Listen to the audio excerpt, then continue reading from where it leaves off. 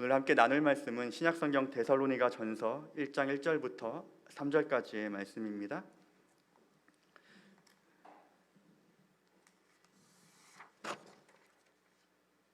제가 가진 성경으로 329쪽에 있습니다. 신약성경 데살로니가 전서 1장 1절부터 3절까지의 말씀입니다.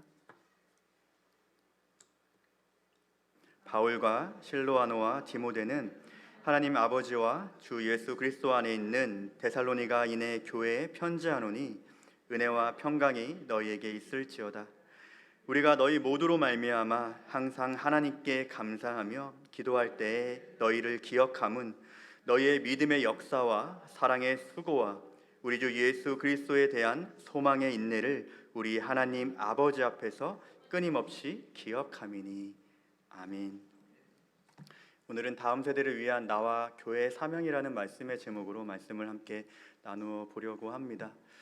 처음은 항상 떨리는 것 같습니다. 오늘 제가 처음으로 이렇게 설교단에 섰는데 언제나 처음은 떨리는 것 같습니다. 또 여러 차례 또 이전 교회에서 많이 세워주셔서 많이 말씀을 전했음에도 불구하고 여전히 이 말씀의 자리는 떨리는 자리고, 사실 제가 유리 멘탈이거든요. 멘탈이 좋지 않기 때문에 또 새로운 환경을 잘 적응을 하지 못합니다. 그래서 또 그것들을 이해하시고 이 사람 신동조 목사가 전하는 게 아니라 하나님의 말씀으로 또 귀한 말씀 받으시면 좋겠습니다. 오늘 말씀을 통해 함께 하나님 마음을 헤아리시고 또 삶으로 결단하며 나아가는 시간이 되기를 바랍니다. 사람이 미래다라는 광고를 혹시 기억하시는지 모르겠습니다. 2010년부터 약 7년간 모 기업에서 했던 광고인데요. 이 광고의 효과는 엄청나서 당시 대학생이 선호하는 기업 1위, 대학생들이 가장 가고 싶은 기업 1위를 차지했을 정도로 이 광고의 효과는 엄청났다고 합니다. 그런데 2015년 이 기업에서는 3차례나 희망퇴직자를 받으면서 1년 동안 총 730명이 퇴사하게 되는 일이 일어나게 됩니다. 그런 와중에 많은 사람들이 광고를 받기 때문에 많은 비난을 하게 되었습니다. 사람은 미래다라는 문구를 가지고 7년 동안 광고하긴 했지만 정작 자신의 기업에 속한 사람들의 미래는 생각하지 않았던 그런 씁쓸한 결말을 내리게 되었죠. 이러한 상황들은 단순히 한 기업의 이야기일 뿐만 아니라 세상의 이야기이기도 하고 우리가 속해 있는 이 한국 교회와 세계 교회의 이야기이기도 합니다. 잘 아시다시피 최근 정치권에서는 2030 세대들을 너도나도 말하고 있습니다. 대선을 2달여 앞둔 현재 이 대선 후보들은 2030 세대들을 겨냥한 공약들로 환심을 사기 위해 많은 노력을 하기도 합니다. 교회는 어떠합니까? 유행처럼 오래전부터 다음 세대들을 너도나도 외치고 있습니다. 그러나 정말로 정치권이나 교회에서 다음 세대들을 생각하고 그들의 미래를 위해서 준비하고 있을까요? 지금의 2030 세대를 상징하는 단어가 5단어가 있다고 합니다. 이생망, 삼포세대, 금수저, 흙수저, 주린이라는 단어입니다. 이 단어를 들어보신 적이 있으시죠? 이생망이라는 단어는 이번 생은 망했다 라는 너무나 가슴 아픈 단어입니다. 청년들이 자신의 삶에 대해서 어떠한 기대와 희망도 갖지 않는 그러한 씁쓸한 단어입니다. 3포세대, 사회 경제적 상황으로 인해 연애, 결혼, 출산을 포기한 세대를 가리키며 3포세대를 넘어 5포, 7포세대까지 지금 생겨나고 있고요. 금수저, 흙수저 잘 아시죠? 수저의 색은 부모가 자식을 얼마나 뒷받침해줄 수 있느냐를 이야기합니다. 자신의 노력과 내 노력과 상관없이 어떤 부모를 만나냐에 따라서 어떤 수저를 물고 태어났느냐에 따라서 이미 운명은 정해져 버렸다라고 생각하게 만드는 그러한 단어입니다. 마지막으로 주린이라는 단어는 주식 더하기 어린이의 합성어로 이제 막 주식을 시작한 사람이나 초보 개미를 뜻합니다. 현재 수많은 청년들이 이 주식을 하고 있습니다. 왜냐하면 직장에서의 버는 돈 갖고는 크게 집을 마련하기도 어렵고 결혼하기도 어렵기 때문입니다. 그래서 주식을 통해 큰 수익을 얻고자 소액에서부터 전 재산에 이르기까지 수많은 청년들이 주식에 투자하고 있습니다. 이 단어를 가지고 2021년 6월 KBS에서는 남녀 2,000명을 대상으로 조사를 했는데요. 이렇게 질문했습니다. 당신은 이 생망, 이번 생은 망했다고 생각합니까? 50.2%의 청년들이 그렇다라고 대답했고요. 당신은 3포 세대입니까? 라는 질문에 49.5%가 그렇다고 대답했습니다. 금수저는 17.8%가 그렇다. 자신이 흑수저라는 것은 48%가 그렇다라고 대답했고요. 당신은 주린이입니까? 라는 이 질문에 50.2%가 그렇다라고 답했습니다.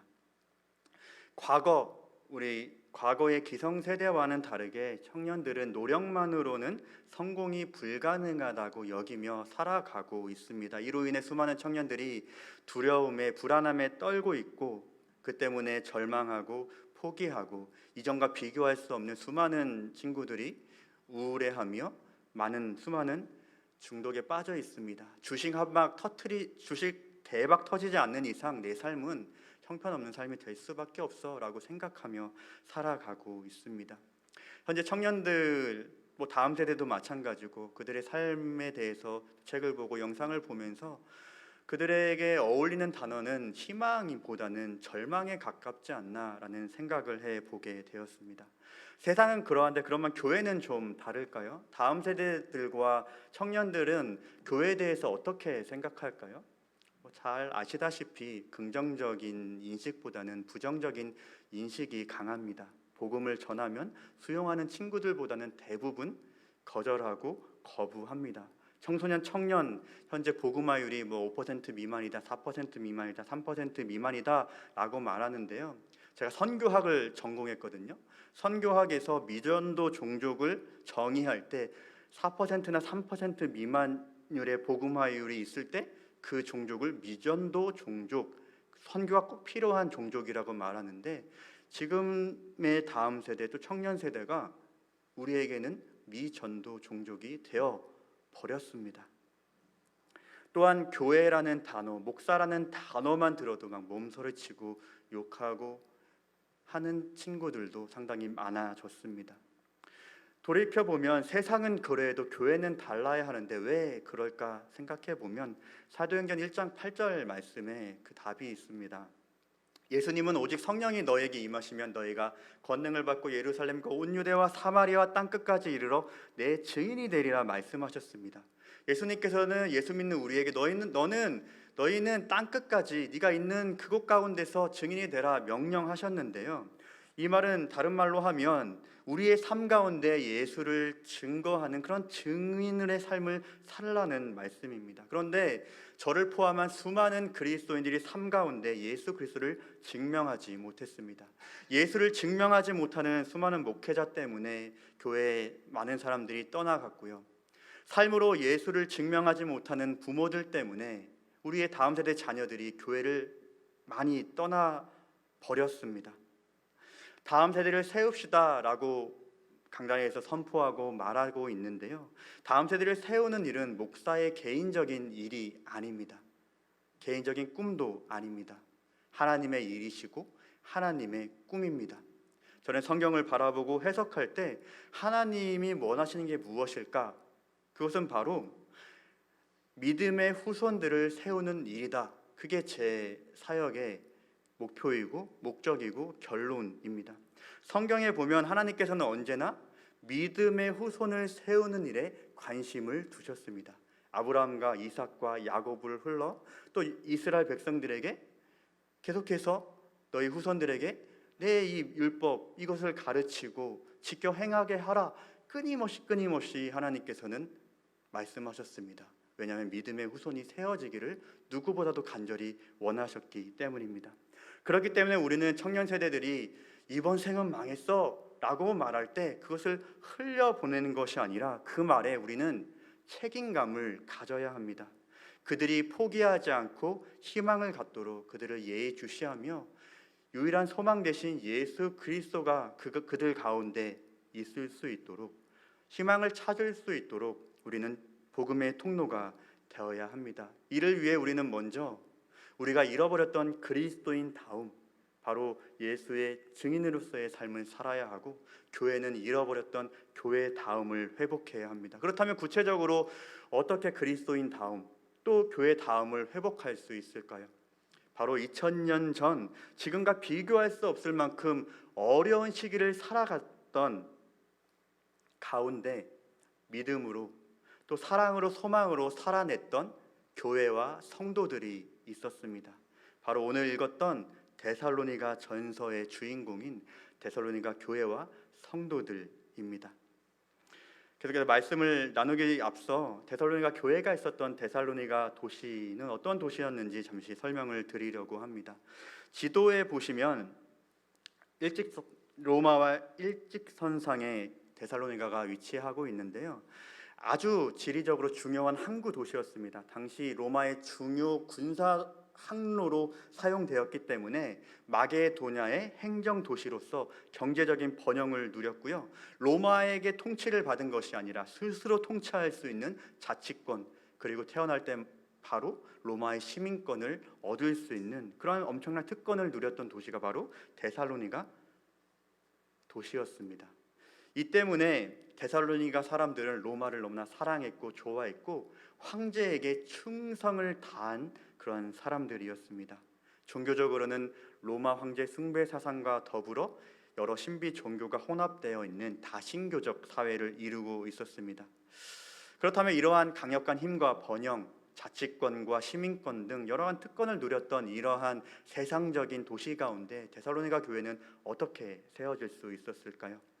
데살로니가 교회는 바울의 2차 전도 여행 중에 세워졌습니다. 사도행전 17장에 보면 자세히 기록이 되어 있는데요. 사도행전 17장 1절과 2절 말씀에 보면 바울은 유대인 회당에서 약 한 3번 정도 3번 정도 복음을 전했다고 하는데요. 학자들은 바울이 데살로니가에 약 2개월에서 3개월 정도 있었다고 추정하곤 합니다. 이 2개월에서 3개월이라는 짧은 기간 동안 바울이 복음을 전했을 때 부유한 유대인을 비롯한 여러 이방인 회심자들이 생겨나기 시작하면서 데살로니가 도시 안에 기독교 공동체가 생겨나게 되었습니다. 그런데 막상 기독교 공동체가 생겨났지만 사회로부터 환영받지 못했습니다. 특별히 유대인들이 데살로니가에 많이 살고 있었는데 유대인 입장에서 기독교는 이단입니다. 이단. 나사렛 예수를 하나님의 아들, 유일한 구원자 메시아로 모시고 있는 유대인 입장에선 이단입니다. 그런데 이 이단인 기독교 공동체가 계속해서 번성하면서 사회에 영향력을 끼치는 것 같은 겁니다. 그래서 유대인들은 위기감을 느끼게 되고 지금으로 이야기하면 깡패 건달 형님들을 동원해가지고 이 바울 일행을 붙잡아 관원에게 고발합니다. 그로 말미암아 야손을 비롯한 몇몇 성도들이 감옥에 갇히게 되고 목숨의 위협을 느낀 이 담임 목사님 바울은 베레아로 도망칩니다. 베레아를 거쳐 아테네로, 또 아테네를 거쳐 고린도에 도착합니다. 시간 관계상 제가 다 설명드릴 수 없어서 당시 데살로니가 교회가 겪었던 어려움을 6가지로 정리를 해보았는데요. 데살로니가 교회는 이러한 어려움을 겪었습니다. 유대인들에 의한 핍박을 겪었고 사회로부터의 핍박, 그리고 가족과 친지로부터 외면을 당했습니다. 그리고 경제적인 어려움을 또 겪었고 담임 목사님이 계시지 않았습니다. 그리고 신앙이 이제 막 6개월 정도 이제 시작된 신앙이 연소함을 가지고 있었습니다. 앞선 이 6가지의 어려움을 가진 이 데살로니가 교회를 놓고 바울이 도망쳐 나온 겁니다. 담임 목사 입장에서는 얼마나 걱정이 되었을까요? 과연 데살로니가 교회가 이 담임 목사가 없는데 존속될 수 있을까? 이 담임 목사가 없는데 그들이 신앙생활 잘할 수 있을까? 혹시 고난 때문에 신앙을 버리고 이 기독교 공동체가 아예 없어져 버리면 어떡하지? 계속해서 걱정하고 근심했을 겁니다. 밤을 지새며 눈물을 훔쳤을지도 모르겠습니다. 그런데 막 자기는 목숨의 위협 때문에 갈 수가 없는 그러한 상황 가운데 자신이 사랑하는 제자 디모데를 파송합니다. 그리고 시간이 흘러 디모데는 데살로니가 교회에 이 소식을 들고 바울을 찾아옵니다. 그런데 바울에게 들려진 소식은 엄청나게 놀라운 소식이었습니다. 앞서 말한 그 6가지 그 이상의 어려움 속에서 데살로니가 교회와 성도들이 오히려 믿음이 견고해져 교회가 잘 세워졌고 신앙생활을 아주 잘하고 있다는 그러한 소식을 가지고 옵니다. 이 소식을 들은 바울은 너무나 기뻤겠죠. 이 기쁜 마음과 함께 앞으로 이 데살로니가 교회가 이 담임 목사 내가 없어도 잘 세워갈 수 있도록 높아심을 담아 편지를 쓰게 되었고, 우리 손에 데살로니가 전서라는 성경이 이렇게 들리게 된 것입니다. 데살로니가 전서는 바울이 가장 먼저 쓴 편지이기도 합니다. 과거 이 데살로니가 교회 안에는 여러 가지 어려운 상황 가운데 지금 청년들이 겪고 있는 이 상황과 비교할 수 없을 만큼 그런 어려운 상황 가운데 사회를 변화시켰던 그리스도인 다움과 교회 다움이 있었습니다. 그렇다면 이들이 보여주었던 그리스도인 다움, 교회 다움이 무엇인지 이 세 가지를 가지고 우리가 이것을 목표로 하여 말씀을 나누어 보려고 합니다. 첫째로, 데살로니가 교회 안에는 믿음의 역사가 있었습니다. 오늘 본문의 3절 말씀에 보시면 너희의 믿음의 역사라는 말을 사용합니다. 개역개정 성경을 보다 보면 번역상 오류로 혼동을 주는 단어가 종종 등장하는데요. 이 3절 말씀에 역사라는 단어가 그러합니다.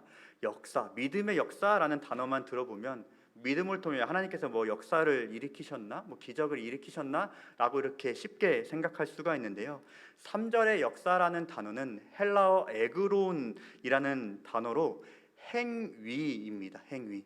믿음을 통해서 일어났던 행위, 행동입니다. 야고보서 2장에 행함이 없는 믿음은 죽은 것이다 라고 했을 때 행함이 바로 에그론입니다. 즉 3절의 믿음의 역사란 말은 데살로니가 교회가 믿음의 생김을 통해서 어떠한 행위가, 믿음의 행동의 변화가 일어났다는 것을 말하고 있습니다. 그렇다면 어떠한 믿음의 행동이 일어났을까요? 두 가지로 말씀드릴 수 있을 것 같은데, 첫 번째 그들의 믿음의 행위는 우상을 버렸다는 것입니다. 9절 말씀에 보시면 그들이 우리에 대하여 스스로 말하기를 우리가 어떻게 너희 가운데 들어갔는지와 너희가 어떻게 우상을 버리고 하나님께로 돌아와 살아계시고 참되신 하나님을 섬기는지와, 그들이 우상을 버리고 하나님께로 돌아온 것에 대해서 기뻐하는 그러한 편지를 바울이 적은 것을 우리가 보게 됩니다. 당시 우상 숭배는 뭔가 특별한 행위가 아니라 그냥 일상이었습니다. 사회적으로나 문화적으로나 누구나 너도 나도 다 우상을 숭배했습니다. 사람이라면 부자가 되고 싶고 건강하고 싶은 게 다 사람의 뜻인데 부와 건강을 위한 기복 행위가 우상 숭배이지 않습니까? 누구나 다 우상 숭배를 하며 살아가고 있었습니다. 그런데 회심한 성도들에게는 이 우상 숭배라는 것이 골칫덩어리가 되었습니다. 과거에는 우상 숭배를 했지만 죄로 여기지 않았고 뭐 거리낌도 없이 그냥 자연스럽게 했던 행위였습니다. 그런데 믿음이 생기고 나니 어떠합니까? 하나님께서 가장 싫어하는 그런 죄입니다. 하나님과 우상을 겸하여 섬길 수 없게 돼 버린 것입니다. 그렇게 그들의 믿음을 통해서 어떠한 행동이 일어나게 된 것입니다. 바로 우상을 버리고 우상을 가까이 하지 않은 것입니다. 많은 사람들이 우상 숭배하고 우상 가운데 복을 빌지라도 그것들을 끊어버렸고, 우상 숭배를 통해 경제적으로 또한 관계적으로 그것들을 취했던 그런 사회 가운데 손해를 보더라도 그것들을 다 끊어버리게 된 것입니다. 과거뿐 아니라 지금도 수많은 사람들, 아니 모든 사람들이 우상 숭배를 하고 있습니다. 과거에는 어떠한 형상을 가지고 우상 숭배했다면 지금은 형상이 없는 뭐 돈이라는 우상, 성공이라는 우상, 또 권력이라는, 명예라는, 학벌이라는, 뭐 자녀라는 수많은 우상들을 숭배하며 사람들이 살아가고 있습니다. 사람들은 이 우상을 숭배하면서 이 우상들을 위해서 불법도 불의도 마다하지 않습니다. 비도덕적인, 비윤리적인 것들을 뭐 거리끼지 않고 우상, 자신에게 세워진 우상을 숭배하며 살아가고 있습니다. 모든 것을 우상을 위해서 바치는 인생, 그것이 우리가 살아가고 있는 세상의 모습이고 우리가 매일 마주하는 현실입니다. 사랑하는 성도님들, 질문을 하나 드려보려고 합니다. 내가 믿음을 통해서 버려야 할 우상은 무엇인가요?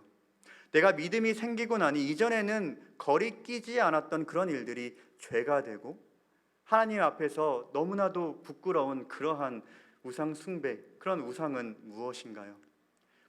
대답은 하실 수 없겠지만 믿음을 통해서 그런 모든 우상들을 끊어내는 저와 모든 성도님들 되기를 축원합니다. 두 번째, 그들의 믿음의 행위는 세상을 초월했다는 것입니다. 1장 1절 말씀해 보시면 바울과 실로아노와 디모데는 하나님 아버지와 주 예수 그리스도 안에 있는 데살로니가 이내 교회에 편지하노니라고 기록이 되어 있습니다. 바울은 보통 편지를 쓸 때 지역 이름만 썼습니다. 예를 들어서 고린도 전서의 경우 고린도에 있는 하나님의 교회에 편지하노니 이렇게 썼는데, 데살로니가 전서는 특별하게 데살로니가 교회가 아닌, 데살로니가 지역에 있는 교회가 아닌 데살로니가 이내 교회 이렇게 기록이 되어 있습니다. 이 의미가 무엇이냐면 데살로니가 교회가 유대인과 이방인들이 함께 구성되어 있는 교회다라는 그런 의미를 담고 있습니다. 우리에게는 직접적으로 와닿지 않지만 당시의 유대인과 이방인의 사이는 어떠한 사이였습니까? 물과 기름과 같이 절대 가까이 할 수 없는, 함께 할 수 없는 그러한 존재 아니었습니까? 유대인들에게는 이방인은 부정한 존재요, 개만도 못한 그러한 존재로 여겨졌습니다. 그런데 절대로 무너질 것 같지 않던 이러한 장벽이 예수 그리스도를 믿는 믿음 안에서 모조리 무너져 버린 것입니다. 잘 아시는 갈라디아서 3장 28절 말씀을 함께 같이 읽어볼까요? 시작.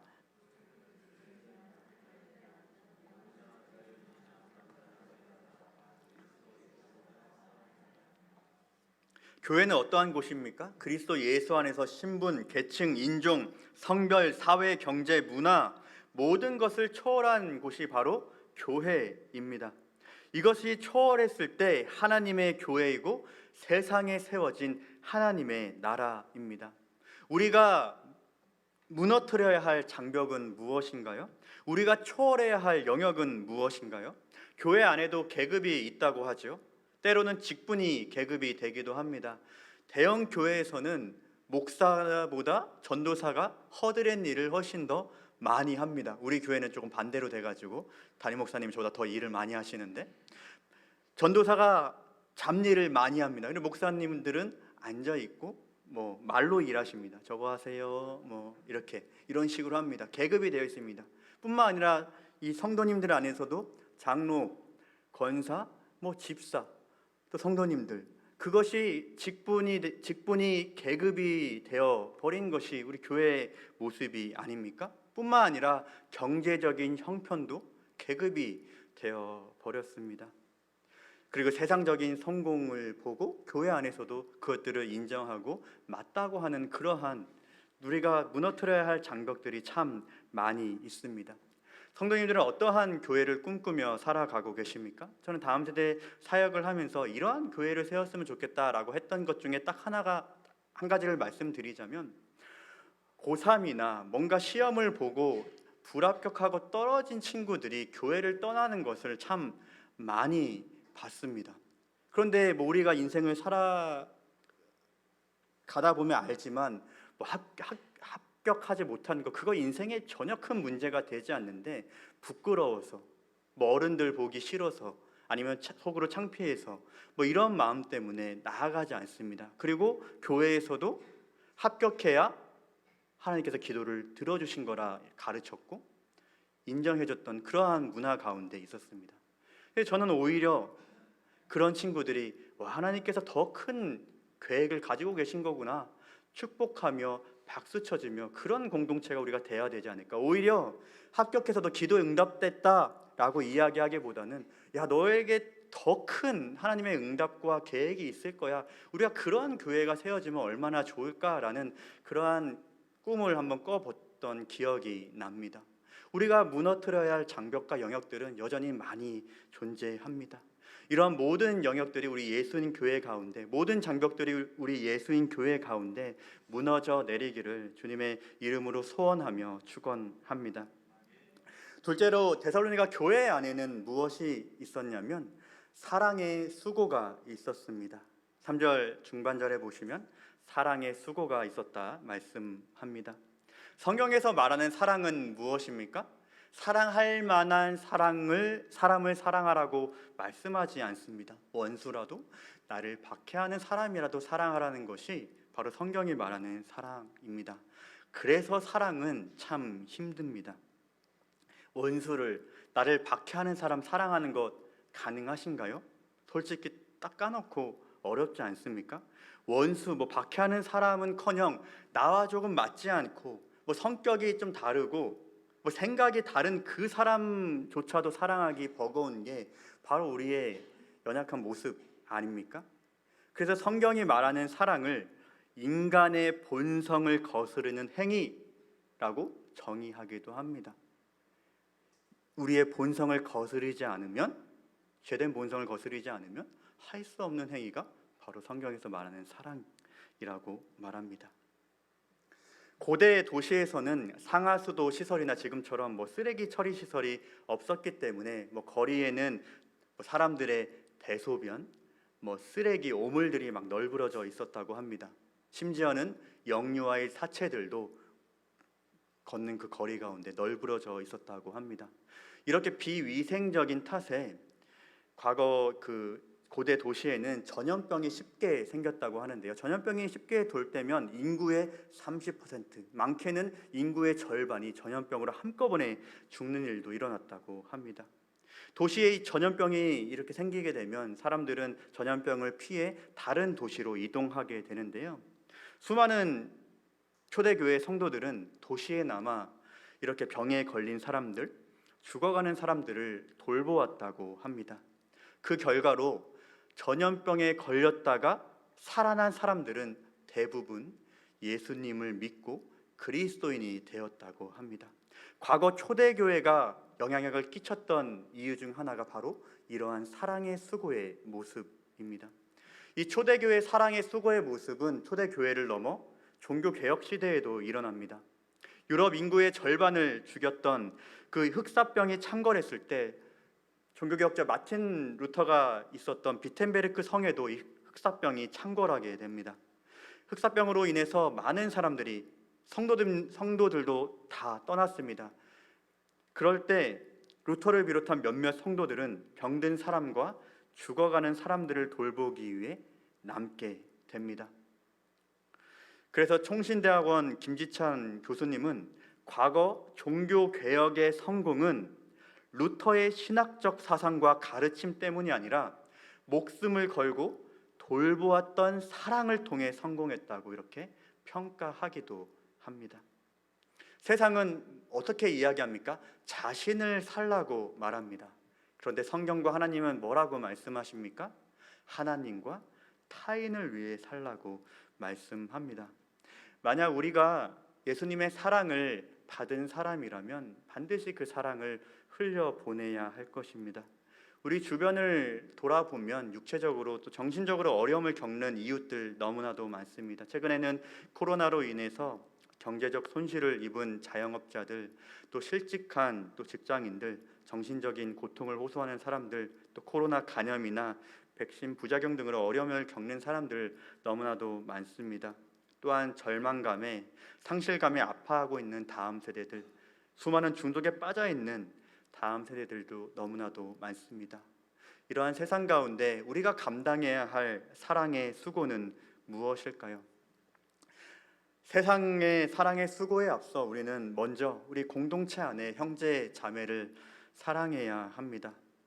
우리 공동체 안에 나와 맞지 않아서, 나와 생각이 달라서, 그러한 여러 가지 이유로 사랑하지 못하고 있는 그런 형제 자매가 혹시 있지는 않습니까? 억지로라도 사랑하기를 당부드립니다. 사랑하기 위해서 몸부림치고 씨름하는 그러한 삶을 살아내시기를 바랍니다. 먼저 머리 숙이고 들어가 보세요. 얼만큼 머리 숙여야 할까요? 예수님께 받은 사랑만큼 숙여야 하겠습니다. 말씀을 준비하며 재밌는 영상이 있어서 한번 준비를 해 보았는데요. 한번 보여주시겠어요? 신랑 신부가 이제 인사하는 차례가 되었습니다. 사회자가 이렇게 이야기를 했습니다. 사랑하는 신랑 신부는 서로를 사랑하는 만큼 고개를 숙여 주세요. 이렇게 말했습니다. 그래서 고개를 숙입니다. 이렇게 숙입니다. 이 모습이 우리의 모습이 되기를 소원합니다. 예수님께 사랑을 받았다면 남들보다 더 숙이고 더 사랑하고 더 수고했으면 좋겠습니다. 우리는 형언할 수 없는 예수의 사랑을 받은 사람들 아닙니까? 그 사랑을 마음껏 흘려보내시는 성도님들 되시기를 소원합니다. 마지막으로 셋째는요, 데살로니가 교회 안에는 소망의 인내가 있었습니다. 3절 말씀해 보시면 우리 주 예수 그리스도에 대한 소망의 인내를 이라고 말씀합니다. 인생에 어려움이 없는 사람 아무도 없겠죠. 예수 잘 믿으면 사실은 어려움 없어야 될 것 같은데, 예수를 믿는 사람이나 믿지 않는 사람들이나 뭐 너도 나도 할 거 없이 어려움을 겪습니다. 다음 세대들은 어떠합니까? 다음 세대들도 예수님을 잘 믿든 믿지 않든 지금의 어려움, 그런 고난의 그런 삶 가운데 살아가고 있습니다. 걱정하고 근심할 일들은 뭐 매일매일 일어나고 있고, 한숨이 절로 나오는 답이 없는 인생이 바로 우리가 살아가고 있는 인생입니다. 그래서 그런 인생을 살고 있기 때문에 우리는 무엇보다도 소망이 필요합니다. 어떠한 소망이 필요합니까? 성경이 말하는 소망은 그저 뭐 시간이 지나면 해결되겠지, 괜찮아지겠지, 나아지겠지라는 그런 막연한 소망이 아닙니다. 성경이 말하는 소망은 그리스도의 재림을 기반으로 하는 소망입니다. 데살로니가 교회 성도들이 어떻게 그러한 그토록 어려운 사항들을 극복하면서 신앙으로 견고히 세워져 갈 수 있었을까요? 바로 그리스도께서 재림하셔서 세상을 심판할 날을 소망했기 때문입니다. 지금은 불법과 불의가 가득하고 공의가 하나도 없어 보이는 이런 세상 가운데 절망과 좌절과 포기할 수밖에 없는 이런 세상이 우리가 살아갈 수밖에 없지만, 심판주이신 예수 그리스도가 재림하시면 이 세상을 공의로 심판하시고 반드시 우리를 천국으로 인도하실 거야. 그것을 확신하며 기다리는 삶, 그것이 바로 우리가 해야 하는 소망의 인내입니다. 많은 사람들은 현재만을 중요하게 생각하고 눈에 보이는 것, 이 현실만을 추구합니다.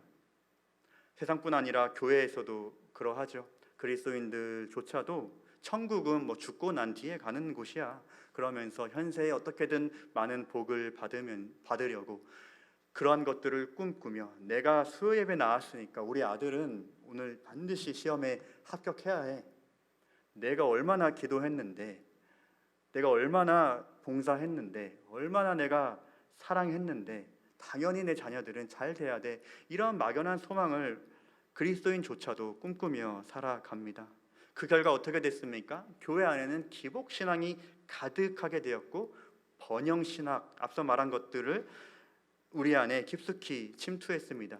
신앙생활 잘하면 부와 건강이 반드시 뒤따라줄 줄 믿습니다. 아멘으로 화답하시기 바랍니다. 이러한 설교 많이 들으셨죠? 우리가 전도 열심히 하면 하나님께서 기뻐하셔가지고, 우리가 앞에서 전도하면 하나님께서 다른 곳에서 막 부어주셔가지고 반드시 수적으로 성장할 줄 믿습니다. 이것에 대해서 많이 아멘 하셨을 줄 압니다. 그렇게 우리를 많이 속였죠. 또한 목회 성공 또 실패도 세상의 기준으로 나눴습니다.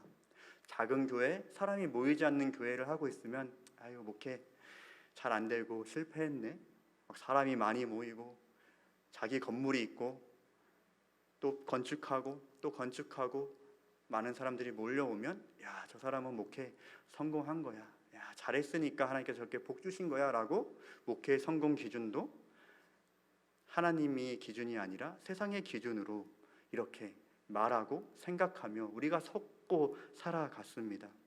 근데 우리의 진실된 소망은 무엇일까요?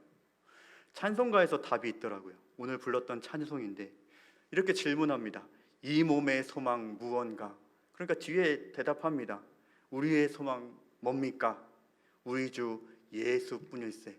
예수님만이 소망이야. 우리가 수없이 불렀던 이 찬양 가사 가운데 소망이 무엇인지 가르쳐주고 있습니다. 2절에 보면 뭐가 소망이야? 하나님께서 우리에게 베풀어 주신 그 은혜가 바로 소망이야. 3절 말씀해 보시면 뭐가 소망이야? 뭐를 소망하며 살아가야 돼? 하나님께서 구주의 하나님께서 약속하셨던 그 약속이 바로 우리의 소망이야.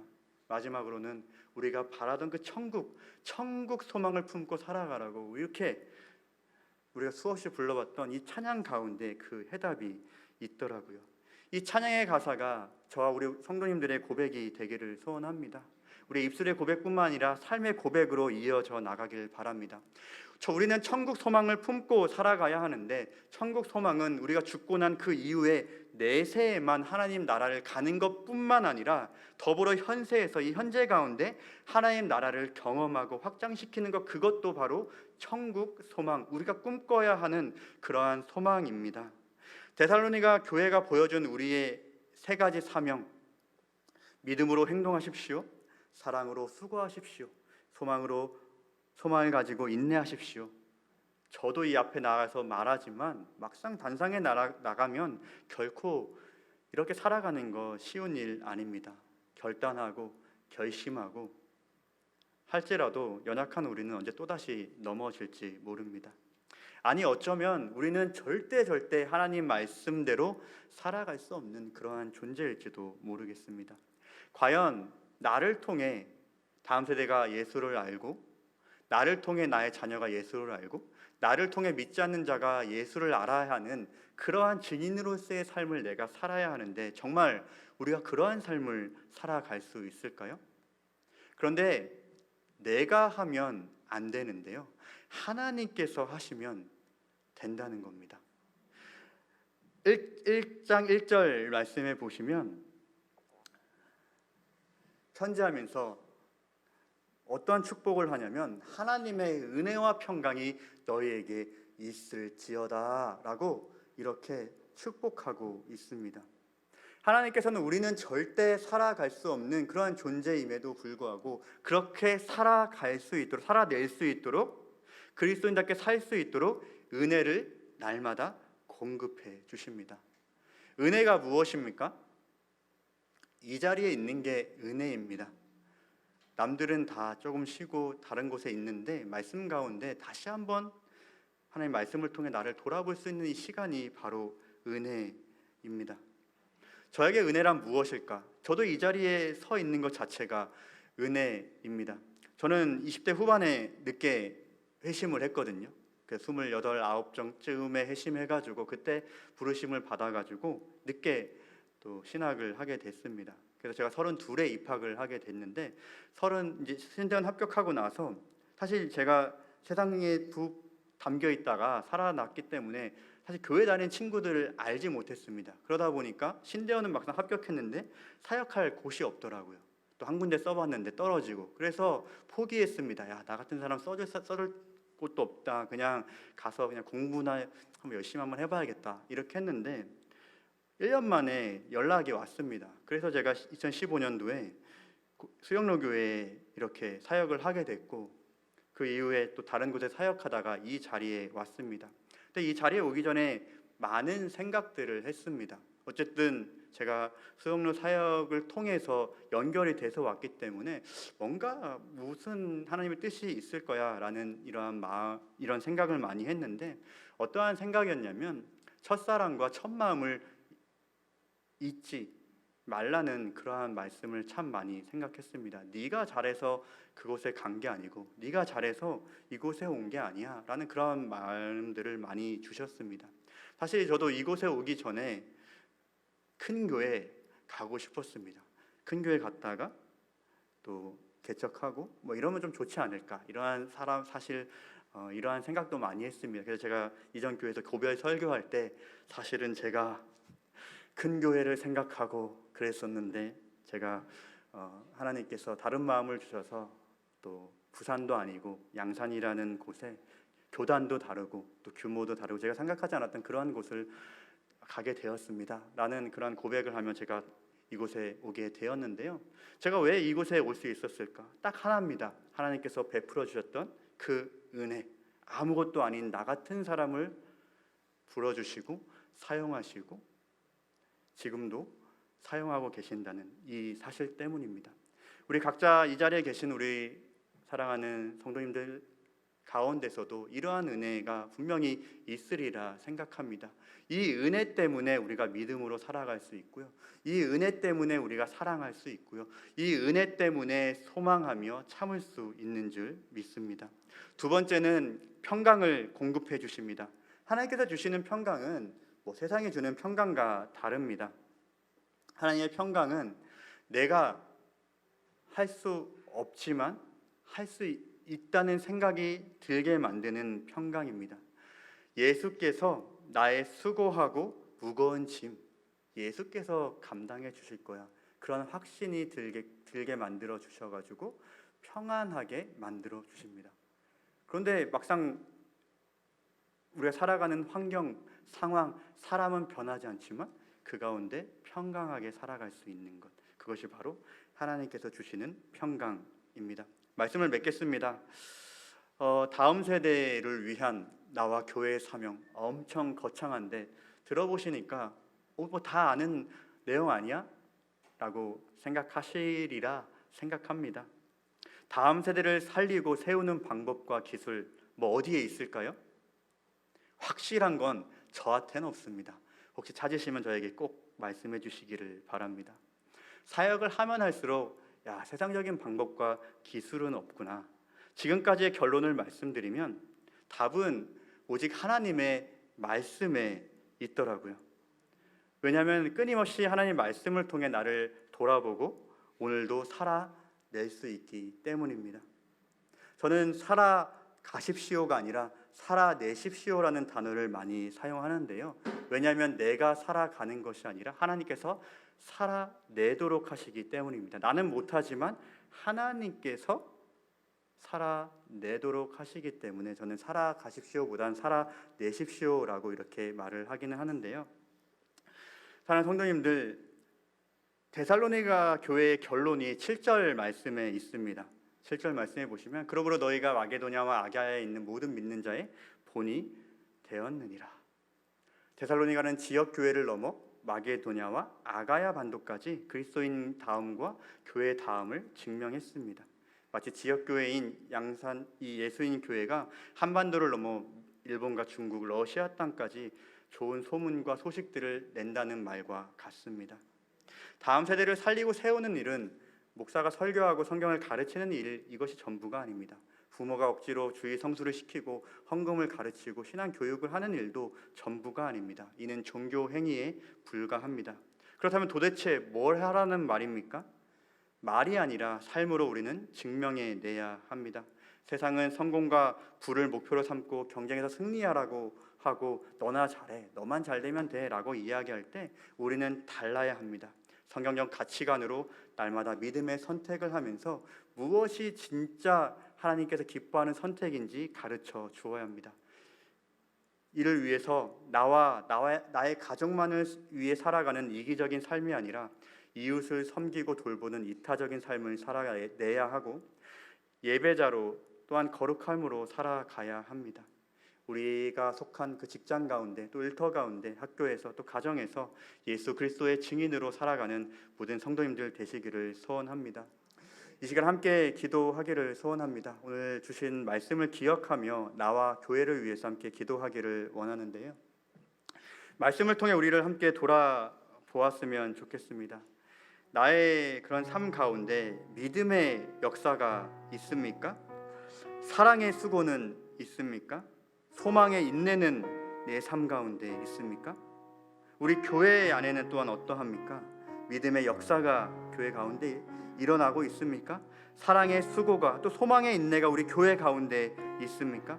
나와 우리 교회 가운데 믿음의 역사 또 사랑의 수고 이 소망의 인내가 회복되기를 소원하며 기도하기를 소원합니다. 주님, 나는 연약하지만 이것들을 감당할 수 있도록 은혜와 평강을 부어 주시옵소서. 함께 기도하도록 하겠습니다.